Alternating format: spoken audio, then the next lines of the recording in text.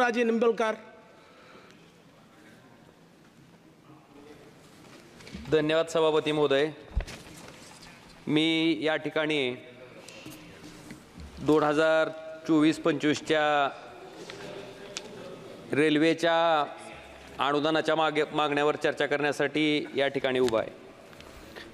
सभापती महोदय, सोलापूर, तुळजापूर, धाराशिव ह्या रेल्वे मार्गाची घोषणा साधारणतः 2014 मध्ये त्या ठिकाणी करण्यात आली.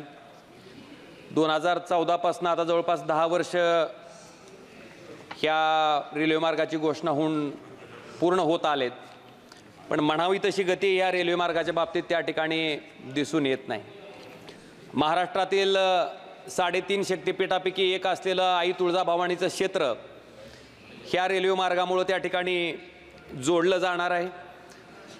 मला रेल्वे मंत्री महोदयांना सुद्धा विनंती करायची आहे की आपल्या रेल्वे विभागाच्या कुठल्याही कामाचं टेंडर जोपर्यंत 80% जमिनीचं भूसंपादन होत नाही तोपर्यंत आपण कुठल्याही रेल्वेच्या कामाचं टेंडर त्या ठिकाणी फ्लॅश करत नाहीत किंवा काढत नाहीत. पण सभापती महोदय, बहुतेक निवडणुकीची गडबड होती, घाई होती, त्याच्यामुळं भूसंपादन झालेलं नसताना सुद्धा ह्या कामाचं टेंडर त्या ठिकाणी काढलं गेलं. ठीक आहे, काढलं गेलं, त्याच्याबद्दल आमचं काही म्हणणं नाही आहे, पण भूसंपादनाच्या बाबतीत सुद्धा तेवढ्याच ताकदीनं त्या ठिकाणी लवकरात लवकर प्रयत्न करून जे 80% भूसंपादन ह्या रेल्वेच्या कामाला सुरुवात होण्यासाठी आवश्यक आहे ते तातडीने त्या ठिकाणी पूर्ण करून घेण्यात यावं आणि सोलापूर, तुळजापूर, धाराशिव हा रेल्वे मार्ग त्या ठिकाणी लवकरात लवकर पूर्ण करावा. सभापती महोदय, मला आपल्या माध्यमातून रेल्वे मंत्री महोदयांना अवगत करायचं आहे की धाराशिव जिल्हा हा आकांक्षित जिल्हा आहे, ॲस्पिरेशनल डिस्ट्रिक्ट आहे. ह्या ठिकाणी हा रेल्वे मार्ग ज्यावेळेस घोषित झाला त्यावेळेस ह्याच्यासाठी आवश्यक असणारी भूसंपादनाची जी कारवाई आहे ती थेट वाटाघाटीच्या माध्यमातून, थेट खरेदीच्या माध्यमातून त्या ठिकाणी होणार होती. महाराष्ट्रातील आपण जर बघितलं असेल तर पुणे मिरज असेल, बारामती फलटण लोणंद असेल, वडासा गडचिरोली असेल, ह्या तिन्ही मार्गासाठी जी भूसंपादनाची प्रक्रिया त्या ठिकाणी पार पाडली गेली ती थेट खरेदीच्या माध्यमातून त्या ठिकाणी पार पाडली गेली. हा सुद्धा मार्ग त्या ठिकाणी थेट खरेदीच्या माध्यमातूनच पार पाडला जाणार होता, पण नेमकं कुठं माशी शिंकली माहीत नाही, पण थेट खरेदीचं डायरेक्ट कंपल्सरी ॲक्विजिशनवर आपण आलो. त्या ठिकाणी आपल्या माध्यमातून सन्माननीय रेल्वे मंत्री महोदयांना मला विनंती करायची आहे की महाराष्ट्रातील सगळ्यात जास्त शेतकऱ्याच्या आत्महत्या होणारा हा जिल्हा आहे. शेतकरी आधीच त्रस्त आहे आणि त्या शेतकऱ्याची आयुष्यभराची कमाई म्हणजे ती जमीन असते आणि त्या जमिनीचं संपादन होत असताना थेट खरेदीच्या माध्यमातून त्या ठिकाणी जर हे संपादन झालं तर शेतकऱ्याला जवळपास 5 पटीनं त्याच्या जमिनीचा मोबदला त्या ठिकाणी मिळतो. पण आपण जर कंपल्सरी ॲक्विजिशन त्या ठिकाणी जमिनीचं केलं तर मात्र त्या शेतकऱ्यावर त्या ठिकाणी अन्याय होतो आणि 4 पटीनंच त्या ठिकाणी मोबदला त्या शेतकऱ्याला त्या ठिकाणी मिळतोय. त्यामुळं आपल्या माध्यमातून सन्माननीय रेल्वे मंत्री महोदयांना माझी कळकळीची विनंती आहे की या प्रकरणामध्ये आपण लक्ष घालावं आणि शेतकऱ्याच्या बाजूनं न्याय देण्याच्या दृष्टीनं त्या ठिकाणी थेट खरेदीच्या माध्यमातून ही भूसंपादनाची कारवाई त्या ठिकाणी केली जावी, जेणेकरून शेतकऱ्यांना त्या ठिकाणी जमिनीचा जो मोबदला आहे तो त्या ठिकाणी 5 पटीनं मिळू शकेल. सभापती महोदय, आपण बघितलं असेल की आपण आता वंदे भारत चालू केले, बुलेट ट्रेनच्या बाबतीत सुद्धा मोठ्या प्रमाणात आपली जलद गतीनं हालचाल त्या ठिकाणी होते, त्याच्याबद्दल आम्हाला काही वाईट वाटायचं कारण नाही. जागतिक स्पर्धेबरोबर स्पर्धा करत असताना जागतिक लेवलला आपण ह्या सगळ्या गोष्टी करणं अभिप्रेत आहे, त्याच्याबद्दल आमचं काहीच म्हणणं नाही. पण सभापती महोदय, ज्यावेळेस आम्ही स्वतः रेल्वेनं प्रवास करण्यासाठी धाराशिवच्या रेल्वे स्टेशनला येतो त्यावेळेस जनरल डब्याची जी अवस्था असते ती अतिशय बघवत नाही. म्हणजे त्याच्या बाबतीत नेमकं माणसंच प्रवास करतात का जनावर प्रवास करतात अशी अवस्था त्या जनरल डब्याची झालेली आहे. महात्मा गांधीजींनी सांगितलं की खरा ग्रामीण भारत हा गावात राहतो, त्या सामान्य माणसाचा विचार करून देश चालवणं आपण अपेक्षित आहे. बुलेट ट्रेन झालं, वंदे भारत झालं, ठीक आहे, त्याच्याबद्दल आमचं काही म्हणणं नाही, पण या जनरल डब्यामध्ये प्रवास करणाऱ्या लोकांची व्यथा, अवस्था, परिस्थिती आपण त्या ठिकाणी जाणून घेणं गरजेचं आहे. आपण त्यांना सुद्धा माणूस म्हणून त्या ठिकाणी त्यांचं जाणं, त्यांचा प्रवास त्या ठिकाणी मान्य करणं गरजेचं आहे आणि जनरल डब्याची सुद्धा तेवढ्या प्रमाणात संख्या वाढवणं गरजेचं आहे, त्यांचा प्रवास सुसह्य करणं गरजेचं आहे. कारण जनरल डब्यामधल्या एखाद्या माणसाला जर बाथरूमला जायचं असेल तर अर्धा तास त्याला राहिलेल्या ठिकाणापासून निघावं लागतं, तेव्हा त्याची बरोबर अर्धा तासानं तो त्या इच्छित स्थळी पोहोचतो. इतकी दुरावस्था त्या जनरल डब्याची झालेली आहे. माझ्याकडे आलेल्या रेल्वे गाडी आली बिदरवरनं की अक्षरशः जनरल डब्यामध्ये घुसण्यासाठी लोकांनी मधनं दरवाजे बंद केलेले असतात, ही लोक बाहेरून वाजवत असतात की उघडा उघडा दार उघडा, अशी बिकट अवस्था त्या ठिकाणी झालेली आहे।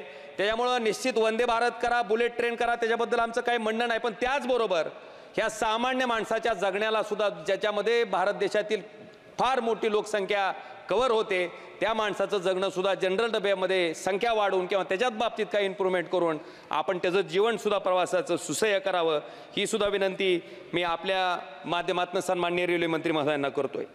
सभापती महोदय, आपण बघितलं असेल, अपंग असतील, ज्येष्ठ नागरिक असतील, पत्रकार असतील, यांना रेल्वेच्या प्रवासात पूर्वी सूट होती। अचानक कोरोनाच्या नंतर ती सूट आपण त्या ठिकाणी बंद केली। बंद झाल्याच्या नंतर आम्ही अनेक वेळेस, मी मागच्याही टर्मला होतो, मागच्याही टर्ममध्ये अनेक वेळेस या सभागृहाच्या माध्यमातून सन्माननीय रेल्वे मंत्री महोदयांना भेटून सुद्धा मागणी केली की ही जी सूट होती अपंग, ज्येष्ठ नागरिक आणि पत्रकार बांधवांना प्रवासातली रेल्वेच्या, ती सूट त्या ठिकाणी पूर्ववत प्रमाणे त्या ठिकाणी चालू ठेवावी, ही सुद्धा मागणी मी आपल्या माध्यमातून सन्माननीय रेल्वे मंत्री महोदयांना करतोय। लातूरची एक रेल्वे फॅक्टरी आहे, प्रत्येक निवडणुकीचं वर्ष आलं की त्या फॅक्टरीचं उद्घाटन होतंय। आता मला वाटतं दुसरी वेळ आहे या फॅक्टरीचं उद्घाटन व्हायची, पण अजूनपर्यंत त्या लातूरच्या कोच फॅक्टरीमधून तयार झालेला डबा काय बाहेर पडलेला नाही अजून। उद्घाटन मात्र 2 वेळेस झालंय। त्यामुळं जे काही करायचंय ते नुसतं फक्त निवडणुकीच्या पुरतं, उद्घाटनाच्या पुरतं मर्यादित न राहता, आपण जी घोषणा, जे आश्वासन त्या ठिकाणी त्या भागातल्या जनतेला दिलंय, ते आश्वासन पूर्ण होण्याच्या दृष्टीनं लवकरात लवकर डब्याची निर्मिती त्या ठिकाणी त्या रेल्वे कोच फॅक्टरीमधनं लातूरच्या व्हावी, ही सुद्धा कळकळीची मागणी मी आपल्या माध्यमातून सन्माननीय रेल्वे मंत्री महोदयांना करतोय।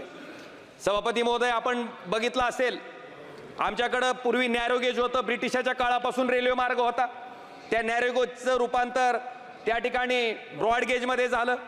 ब्रॉड गेजमध्ये रूपांतर झाल्याच्या नंतर मी रेल्वे विभागाच्या बऱ्याचशा अधिकाऱ्याला विनंती केली की बाबा तुमची जमीन नेमकी कुठपर्यंत आहे, त्याच्या मालकीच्या हक्काच्या बाबतीत तुमच्याकडे काय कागदपत्र आहेत ते संबंधित शेतकऱ्यांना द्या, कारण मतदारसंघातले शेतकरी त्या दोन्ही बाजूचे कायमस्वरूपी माझ्याकडे येत राहतात की रेल्वेवाले येतात, एक खुंटा गाडून जाते आणि म्हणते चला आमची जमीन इथूनच आहे। तर सन्माननीय रेल्वे मंत्री महोदयांना माझी विनंती आहे की नेमके त्या बॉर्डर कुठं आहेत, रेल्वेच्या मालकीच्या संदर्भात काय कागदपत्र रेल्वेकडे आहेत ते रेल्वे विभागाला द्यायला लावून त्या सुद्धा शेतकऱ्याच्या बाबतीत आपण सहानुभूतीपूर्वक विचार करून त्यांच्या जमिनीच्या सुद्धा रेखा ज्या आहेत त्या ठरवून त्या ठिकाणी देणं गरजेचं आहे। संपवतो सभापती महोदय, प्लीज वाइंड अप। संपवतो सभापती महोदय, आपण रेल्वे फाटकाच्या होणाऱ्या दुर्घटनेवर लक्ष केंद्रित करून आपण खालच्या म्हणजे आरयूबी तयार केलेत, आरओबी तयार केलेत, म्हणजे अंडरग्राऊंड ब्रिजेस केलेत, ओव्हर ब्रिजेस केलेत, पण हे ब्रिजेस करत असताना मला आपल्याला विनंती करायची की पावसाळ्यामध्ये जूनच्या महिन्यात त्या ठिकाणी ज्यावेळेस शेतकऱ्याला पेरणीसाठी सगळ्यात जास्त आवश्यकता असते त्याच्या शेताकडे जाण्याच्या बाबतीत, डायरेक्ट आपण आलो, जुने जे रस्ते होते प्रचलित ते रस्ते बंद करून टाकले, कुठं अंडरग्राऊंड ब्रिज केलाय। पण सभापती महोदय, त्या ठिकाणी जो आरयूबी आहे त्याच्यामध्ये पावसाचं पाणी साचल्यामुळे त्या ठिकाणी शेतकऱ्याला एका भागातून दुसऱ्या भागात त्या ठिकाणी जायला अडचणी येतात। जे रस्ते केले जातात ते सुद्धा अतिशय खराब दर्जाचे असतात। माझी रेल्वे मंत्री महोदयांना विनंती आहे की नेमकं कुठल्या पद्धतीने एस्टिमेट रेल्वे विभाग तयार करतो ह्याच्या बाबतीत सुद्धा आपलं लक्ष असणं गरजेचं आहे, कारण रस्त्याचा दर्जा हा अतिशय हीन पद्धतीचा आहे, खराब आहे। माझी विनंती आहे आपल्या माध्यमातून की त्याच्या बाबतीत सुद्धा थोडंसं लक्ष रेल्वे मंत्री महोदयांनी त्या कामाकडे द्यावं। मी एक शेवटची मागणी फक्त करतो आणि या ठिकाणी माझं भाषण संपणार आहे। सभापती महोदय, त्या ठिकाणी आपण जर बघितलं असेल तर मी अनेक वर्षापासून मुंबईची गाडी आहे, लातूर मुंबई गाडी, ह्या गाडीला त्या ठिकाणी कळंब रोड स्टेशनला त्या ठिकाणी स्टॉपेज आम्ही मागतोय। त्याचबरोबर पनवेल नांदेडची गाडी आहे, ह्या गाडीसाठी डोकी रोड स्टेशनला त्या ठिकाणी स्टॉपेजची मागणी करतोय। कळंब रोड स्टेशन तर ब्रिटिशाच्या काळापासूनचं असलेलं स्टेशन आहे, रेल्वेची जमीन आहे तिथं। तर माझी विनंती आहे की या दोन्ही स्टॉपेजच्या मागणीकडे आपण गांभीर्यानं लक्ष घालून त्या ठिकाणी हे दोन्ही स्टॉपेज त्या ठिकाणी रेल्वेचे मंजूर करावे, ही कळकळीची विनंती करतो। आणि शेवटचा एकच मुद्दा आहे सभापती महोदय, रॅक पॉइंट आहे माझ्याकडं माझ्या जिल्ह्यासाठी, पण रॅक पॉइंटला आवश्यक असणारे जे शेड आहे ते शेड त्या ठिकाणी मात्र अद्यापपर्यंत तयार नाही। त्यामुळं ज्यावेळेस खतं येतात, त्या ठिकाणी अन्नधान्य येत आहे त्यावेळेस ते पूर्णतः भिजलं जात आहे, त्याचं नुकसान होत आहे. तर आपल्या माध्यमातून विनंती आहे की जर रॅक पॉईंटला आवश्यक असणारं शेडची सुद्धा तरतूद सन्माननीय रेल्वे मंत्री महोदयांनी त्या ठिकाणी करावी ही कळकळीची विनंती करतो. आणि सभापती महोदय, आपण मला वेळ दिलात आणि त्या ठिकाणी मला बोलता आलं त्याच्याबद्दल आपले आभार व्यक्त करतो. पण या सगळ्या मागणीकडे सन्माननीय रेल्वे मंत्र्यांनी सहानुभूतीपूर्वक विचार करून तातडीने त्या पूर्ण कराव्या अशी कळकळीची विनंती मी आपल्या माध्यमातून सन्माननीय रेल्वे मंत्री महोदयांना करतो. धन्यवाद. Mister M.K. Raghavan, please. Respected Speaker, sir, thank you for giving me this opportunity to participate on the discussion of